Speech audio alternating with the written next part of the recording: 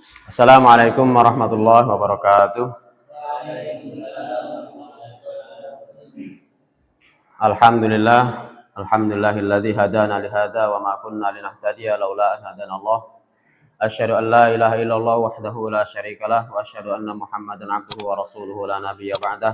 Allahumma shalli wa sallim ala nabiyyina Muhammadin wa ala alihi wa sahbihi ajma'in. Amma ba'du. Alhamdulillah, ikhwan akhwat rahimakumullah dimanapun berada, yang semuanya mengharap ridho dan ampunan Allah Subhanahu wa taala. Kita bertemu dalam kesempatan ini dalam majelis ilmu, majelis yang sangat mulia, apalagi kita mempelajari mustalah hadis, ilmu mustalah hadis yang itu berkaitan dengan kalam atau perkataan-perkataan Nabi Shallallahu Alaihi Wasallam, perbuatannya dan juga takrir dan sifatnya. Pada kesempatan ini kita akan mempelajari khusus mustalah hadis, ilmu mustalah hadis, yang dalam kesempatan ini sudah disepakati kita akan membahas kitab yang sangat ringkas bernama Minhatul Mughis. Minhatul Mughis fi ilmi mustalahul hadis. Yang kitab ini juga cukup populer di kalangan santri pondok pesantren dimanapun berada, di madrasah-madrasah mereka biasa menggunakan kitab Minhatul Mughis untuk mempelajari ilmu mustalah hadis. Yang kitab ini disusun oleh ulama Azhar atau Mesir Kairo yang bernama Hafidz Hasan Al-Mas'udi. Hafidz Hasan Al-Mas'udi. Mula-mula beliau menjelaskan bahwa kitab ini kitab yang sangat ringkas, dan ringkasannya bukan sembarang ringkasan. Beliau meringkas ini dari sejumlah kitab-kitab ulama terdahulu yang mereka ahli dalam bidang ini, dalam bidang hadis. Dan lebih afdol lagi, kitab ini diambil dari kitab ulama-ulama terdahulu yang kita tahu bahwa ulama mutaqaddimin atau ulama-ulama yang salaf, disebutnya salaf terdahulu, itu ilmunya lebih afdol jika dibanding ilmu ulama khalaf atau muasirin atau kontemporer. Dan beliau sampaikan bahwa beliau mengutip dari menyerap dari buku-buku ulama terdahulu itu, dan beliau ambil yang paling baik secara kesahihannya ataupun ibarah-ibarahnya atau ungkapan-ungkapannya. Maka beliau katakan kitab ini termasuk kitab yang paling afdol untuk mempelajari ilmu mustalah hadis, dan beliau kasih nama Minhatul Mughis fi ilmi mustalahil hadis. Minhatul Mughis fi ilmi mustalahil hadis. Dan memang perlu kita ketahui bahwa ilmu itu, mulianya suatu ilmu itu tergantung dari objek ilmu apa itu. Semakin mulia kaitannya ilmu itu, maka semakin mulia juga ilmu yang dipelajari. Misalnya kita mempelajari hadis ini berkaitan dengan Nabi, maka mempelajari hadis adalah ilmu yang sangat mulia. Begitu juga Quran. Kita belajar tajwid, belajar makharij, karena itu berkaitan dengan Quran dan itu berkaitan dengan Allah, maka ilmu itu semakin mulia. Jadi semakin tinggi derajatnya di mata ilmu agama, seberapa jauh dia pengaruhnya pada kita beragama, maka semakin mulia ilmu itu. Langsung kita masuk kepada muqaddimah, ya. Muqaddimah dari ini ilmu mustalah hadis dari kitab ini. Beliau katakan muqaddimah yang qasimu ilmu hadis ila qismain. Ilmu hadis ini terbagi dua bagian. Al-awwal ilmu hadis diroyah. Yang pertama ilmu hadis itu secara diroyah. Diroyah itu apa nanti kita pelajari. Wasani ilmu hadis riwayah. Yang kedua, ilmu hadis secara riwayah. Riwayah itu apa? Nanti kita juga akan temui penjelasannya. Walikulli minan ilmain mabadi'u yang bagi ma'rifatuha wal ihatatu biha liyakuna syari'u fihima ala basiratin tammah. Dari kedua bagian ini, dirayah maupun riwayah, ada pondasi-pondasi atau asas atau mabadi atau dasar-dasar yang harus dikuasai oleh penuntut ilmu hadis ini, baik riwayah ataupun dirayah. Harus dikuasai supaya yang terjun atau mulai mempelajari ilmu ini punya pandangan yang sudah matang, pandangan sempurna mengenai apa yang akan dipelajari. Jadi harus diketahui dulu mabadi'nya, pondasi-pondasi utamanya. Wal nasyra fi bayaniha fanaqul. Mari kita mulai. Pertama, mabadi' ilmu hadis. Pondasi ilmu hadis secara dirayatan. Ilmu hadis secara dirayah. Yuhaddu ilmu hadis dirayatan wa huwa al-ma'rufu bi ilmi mustalahil hadis. Definisi atau ta'arif ilmu hadis dirayah itu sama saja yang dikenal dengan ilmu mustalah hadis sekarang ya. Jadi ilmu hadis dirayah itu punya sinonim atau muradif atau persamaan istilah yaitu mustalahul hadis. Jadi mustalahul hadis sama saja dengan ilmu hadis dirayah. Ya. Jadi ilmu hadis dirayah itu sama plek dengan ilmu mustalahul hadis. Walaupun di sini ada khilaf, memang sebagian ulama memperluas ilmu dirayah ini tidak hanya terbatas pada ilmu mustalah. Jadi mereka mengatakan ilmu dirayah itu lebih luas dari hanya sekedar mustalah. Maka mereka katakan ilmu dirayah itu, ilmu hadis dirayah itu mencakup juga pada pemahamannya. Bagaimana dia memahami ilmu hadis, bagaimana dia bisa menyimpulkan atau istimbat hukum-hukum fikih dari hadis. Itu termasuk ilmu dirayah. Itu menurut sebagian ulama. Tapi di sini Syekh Hafidz Hasan ini beliau memilih pendapat yang mengatakan bahwa ilmu hadis dirayah itu yaitulah ilmu mustalah, tidak meluas pada bab-bab yang lain. Lalu apa ilmu mustalah hadis itu atau ilmu hadis dirayah? Ilmun yu'rafu bihi ahwalus sanadi wal matni wa kaifiyatut tahammuli wal ada'i wa sifatur rijali wa ghairu dzalik. Jadi ilmu hadis, mustalahul hadis ini beliau katakan adalah suatu ilmu alat yang menjadi bekal untuk bisa memahami, untuk bisa mempelajari sanad suatu hadis. Ketika kita dapat hadis, kita lihat sanadnya. Kalau kita punya ilmu mustalah ini, maka kita bisa mempelajari sanadnya itu ada siapa-siapa, siapa yang dhaif, siapa yang sahih, siapa yang thiqah.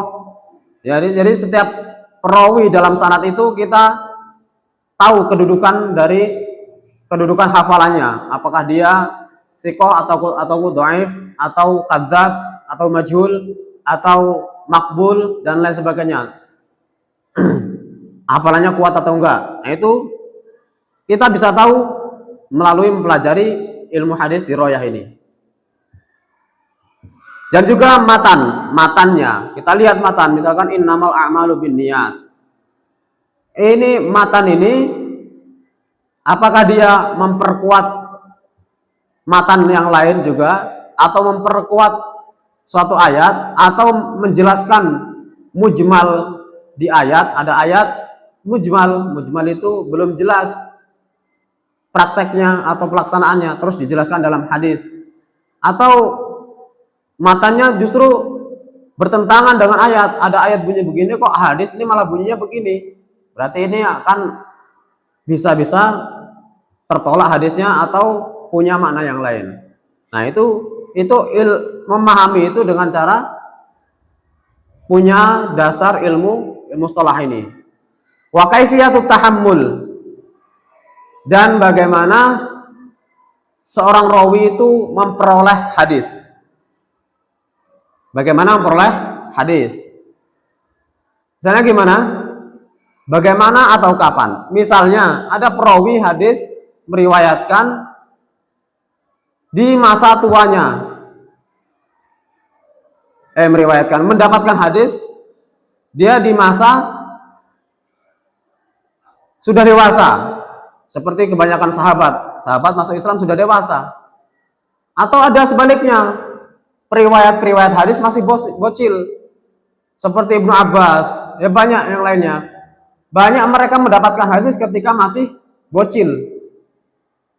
Apakah diterima atau enggak ketika dia meriwayatkan?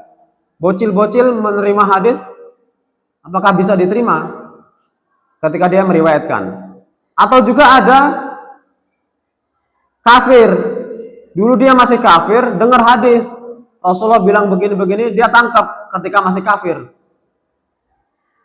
Nah, apakah hadisnya ini bisa diriwayatkan karena dia dengarnya dulu masih kafir? Nah, ini namanya tahammul, kapan dia mendapatkan hadis itu. Nah, kemudian ada yang disebut ada itu kapan dia meriwayatkannya. Jadi kapan dia menerima, kapan dia meriwayatkan. Ini dua hal yang beda. Menerima itu punya syarat yang tidak terlalu ketat. Dengar hadis itu nggak banyak syaratnya, tapi kalau meriwayatkan itu lebih banyak syaratnya. Nanti kita pelajari. Di antaranya ini kita sepil yang contoh aja ya. Meriwayatkan hadis ketika dia mendapat hadis dia masih kafir. Meriwayatkan setelah masuk Islam boleh. Ya, boleh. Berbeda kalau dia mendapatkan hadis masuk udah Islam, kemudian dia murtad meriwayatkan hadis, gak diterima murtad. Begitu juga bocil dapat hadis, dengar hadis dia dari Nabi ngomong dia nangkap, kemudian dia riwayatkan ketika sudah besar. Ini boleh, tapi nggak boleh, nggak diterima ketika dia bocil dapat hadis kemudian langsung diriwayatkan saat itu dia masih umur bocil. Nah, belum bisa, karena salah satu syarat meriwayatkan hadis itu orangnya harus mumayyiz, harus mengerti atau bahkan akil sudah balik. Ya. Jadi ada itu kapan dia meriwayatkan, tahammul kapan dia menerima. Misalkan juga ada misalnya dulu hafalannya kuat ketika umur 30 tahun. Nah, ketika dia umur 40 tahun, hafalannya mulai kacau, mulai pikun, mulai banyak urusan, banyak gawe, sudah banyak lupa. Ada murid baru yang dia mendapatkan riwayat hadis itu dari syekh yang tadi yang sudah kacau hafalannya. Ya, itu gak diterima, walaupun syekhnya itu tadinya hafalannya kuat. Jadi dari satu orang bisa jadi periwayatannya diterima, bisa jadi tidak diterima. Tergantung kapan dia meriwayatkannya. Nah, gitu nanti kita akan jumpai lebih jauh nanti ketika saat sudah dimasuk di babnya. Jadi ilmu hadis dirayah itu, ilmu mustalah hadis itu yang dipelajari. Sanad, matan, tahammul, ada wasifatur rijal, dan sifat-sifat rijal itu rawi, maksudnya ruwat, para perawi hadis. Itu tadi, apakah dia hanya mengandalkan hafalan, apakah dia juga menulis, apakah dia kuat hafalannya, apakah dia lemah, apakah dia pendusta, apakah dia sering menyusupkan kalimat dalam satu hadis. Nah, wa ghairu dzalik, dan lain-lain. Asalkan juga kita pelajari nanti riwayat. Nah, kok ini seumuran saling meriwayatkan? Oh, ternyata mudabbaj itu periwayatan seseorang dari temannya. Atau juga ini harusnya fulan dari fulan, kok ini kebalik, fulan dari fulan. Oh, ternyata saling meriwayatkan. Boleh juga itu. Nah, ini kok ada periwayat dari bapaknya. Siapa bapaknya? Ternyata bapaknya juga periwayat hadis. Dari kakaknya juga periwayat hadis, gak masalah.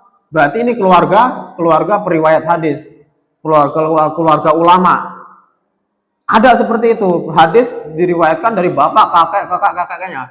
Nah, itu ada. Jadi riwayat abna anil aba.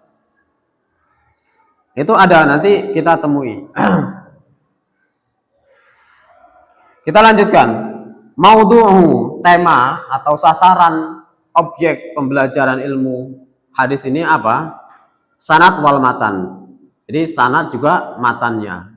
Tadi sanadnya seperti apa, matannya seperti apa? Apakah munqati', apa mursal, atau mu'allaq, atau apa? Apalagi mudabbas ya. Tadi apakah ada mudallisnya? Apakah mungkar? Apakah matruk? Apa ada kadzabnya? Apakah ada wadhu' malsu? Nah, itu sasaran pembelajaran ilmu hadis itu sasarannya apa? Sanad dan matan. Akan diterima atau akan dihukumi sahih atau hasan atau dhaif. Wasamaratuhu, hasilnya, buahnya dari belajar ilmu hadis ini apa buahnya? Ma'rifatul hadis sahih. Bisa mengetahui hadis yang sahih. Kalau kita sudah belajar ini, tahu ini, oh hadis ini sahih ini. Kenapa? Karena sanadnya semuanya, ruwatnya thiqah. Thiqah itu hafalannya kuat semua, tidak ada pemalsu, tidak ada yang tidak ada yang fasik, semuanya ahli ibadah, semuanya hafalannya kuat, berarti hadisnya sahih. Semuanya sanadnya terputus, ini ketemu, ini memang gurunya ini. Rawi ini memang gurunya fulan ini memang gurunya gitu. Kita tahu semua itu. Nah, itu kita bisa tahu setelah belajar ilmu mustalah hadis ini. Ilmu hadis dirayah. Kemudian beliau katakan wa awwalu man sannafa fi al-Qadhi Abu Muhammad Al-Hasan Ibnu Abdurrahman Az-Ramahurmuzi. Siapa pertama kali punya pemikiran ide untuk membuat ilmu ini? Karena kita tahu zaman Nabi itu tidak ada pemecahan ilmu itu. Ya ada profesi bidang khusus, ada sebagian sahabat khusus belajar Al-Quran atau memperdalami Quran, ada yang tekun dengan hadis, ada yang tekun dengan jihad. Tapi tidak serinci dengan ilmu-ilmu dengan zaman setelahnya. Setelah zaman Nabi itu, misalkan zaman tahun 200-an itu udah mulai dipecah. Ada ulama yang fokus di hadis saja. Ada yang fokus di nahwu saja, di tasrif aja, ada yang di balaghah saja, ada yang di syair saja. Nah, termasuk ilmu hadis ini, mustalah hadis ini, kapan dia mulai terpecah, tersendirikan dari ilmu-ilmu yang lain? Ya, ternyata pertama kali yang menyusun ilmu mustalah hadis ini siapa? Ar-Ramahurmuzi. Ini nama pendeknya Ar-Ramahurmuzi. Ar-Ramahurmuzi. Namanya pandang gitu, Ar-Ramahurmuzi. Nama lengkapnya Al-Qadhi. Beliau ini qadhi. Abu Muhammad Al-Hasan Ibnu Abdurrahman. Abu Muhammad kunyahnya, Al-Hasan ini nama aslinya, Ibnu Abdurrahman bapaknya, Ar-Ramahurmuzi, ya. Ramahurmuzi itu nisbah atau dinasabkan dengan satu wilayah atau daerah di negeri Khurasan. Di Khurasan itu ada kota atau daerah namanya Ramahurmuzi. Dan nggak banyak atau mungkin sedikit sekali beliau ini yang punya nasab ke ulama yang punya nasab ke Ramahurmuzi, ya, Ramahurmuzi. Jadi sekali lagi nama pendeknya kalau mau disingkat untuk ingat-ingat, enaknya namanya Ar-Ramahurmuzi. Ini pertama kali yang menyusun kitab mustalah hadis. Kitabnya namanya apa? Kalau ini kan Munhatul Mughis, ya, bukan ini ya. Kitabnya dikasih nama Al-Muhadditsul Fasil Bainar Rawi wal Wa'i. Ya, di sini cuma disebut Al-Muhadditsul Fasil. Kurang. Harusnya nama lengkapnya Al-Muhadditsul Fasil Bainar Rawi wal Wa'i. Al-Muhadditsul Fasil Bainar Rawi wal Wa'i. Beliau di situ mencatatkan banyak tentang rincian-rincian ilmu hadis. Di antaranya beliau sudah diletakkan di rawi itu di nama kitabnya itu bainar rawi wal wa'i. Menjelaskan antara rawi dan wa'i. Rawi itu apa? Rawi itu perawi hadis yang hanya meriwayatkan. Tidak banyak pahamnya. Tidak banyak mengetahui detail-detail dari pemahaman hadis itu. Tapi wa'i itu dia meriwayatkan dan juga dia menguasai maknanya. Nah, makanya beliau mau menjelaskan di kitab itu ada loh perawi-perawi itu yang tidak banyak tahu tentang apa yang diriwayatkan, tapi ada juga perawi yang menguasai apa yang dia riwayatkan. Jadi Al-Muhadditsul Fasil Bainar Rawi wal Wa'i itu nama kitab yang ditulis oleh Imam Roma Hurmuzi, Ar-Roma Hurmuzi.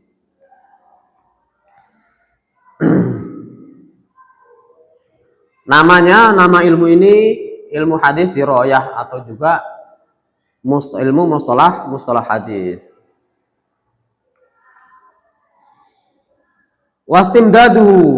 Istimdad ini ilmu ini akan menjalar kemana?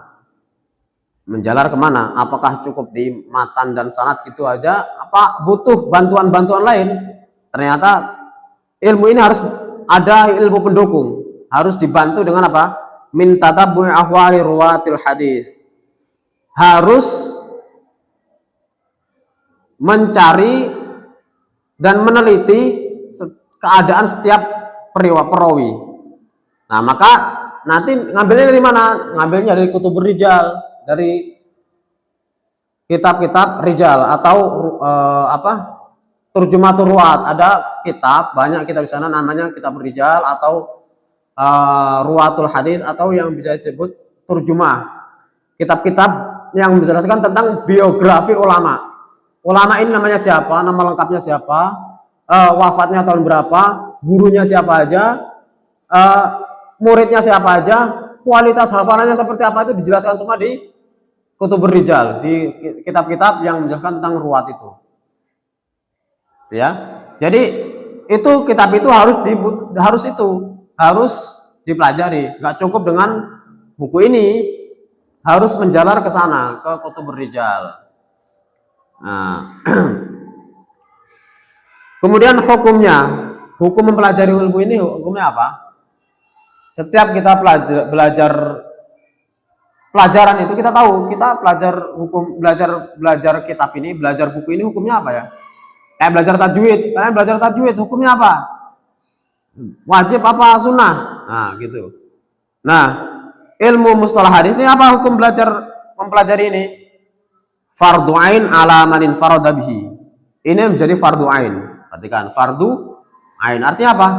Wajib untuk semua orang. Kalau dia sendirian. Wajib untuk semua kalau gimana? Wajib untuk orang yang jika dia hanya sendirian. Misalkan kayak saya misalkan diutus untuk ke Madinah, memang diutus untuk belajar hadis. Ya ketika saya sampai di sana, sesuai utusannya, sesuai amanatnya, saya harus harus belajar ilmu hadis itu. Karena saya sendirian, ketika saya pulang saya harus mengajarkan itu.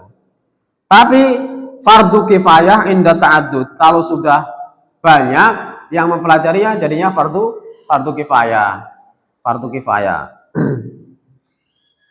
Ya biasa seperti itu ya, fardu ain atau fardu kifayah itu kalau sudah ada yang menegakkan jadinya fardu kifayah. Tapi kalau belum ada harus diadakan. Harus ada.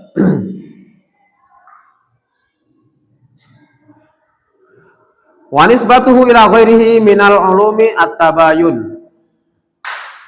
Wa nisbatuhu, nisbahnya dibandingkan dengan ilmu-ilmu yang lain, ilmu mustalah hadis ini dibandingkan dengan ilmu yang lain gimana? At-tabayun. Berbeda, sangat berbeda. Berbeda dengan ilmu tafsir, dengan ilmu tajwid, ilmu fikih, ya beda. Wa fadluhu, keutamaannya, istimewanya ilmu hadis ini apa istimewanya mustalah ini? Min asyrafil ulum id bihi yu'raful maqbul wal mardud. Ilmu ini termasuk ilmu yang paling mulia. Karena dengan belajar ilmu ini kita bisa tahu hadis yang makbul yang diterima dan hadis yang mardud yang ditolak. Maka belajar hadis ini kita seperti menjadi pembantu Nabi. Menjadi pembantu Nabi. Karena banyak orang yang memanfaatkan karena Nabi kan sabdanya atau kalimatnya itu kan keramat ya, sakral. Orang akan ikut gitu ya. Banyak orang-orang nakal yang tidak bertanggung jawab di sana memanfaatkan. Ketika dia mau menjual sesuatu, dia bilang Rasulullah bersabda. Misalkan dia pedagang timun, ya kan? Pedagang timun, supaya timunnya laris, dia bilang apa? Rasulullah bersabda bahwa timun adalah obat segala penyakit. Ketika orang mendengar itu, wah, timun. Ternyata siapa yang memakan timun, maka dia jadi temanku di surga. Wah, laku itu timun.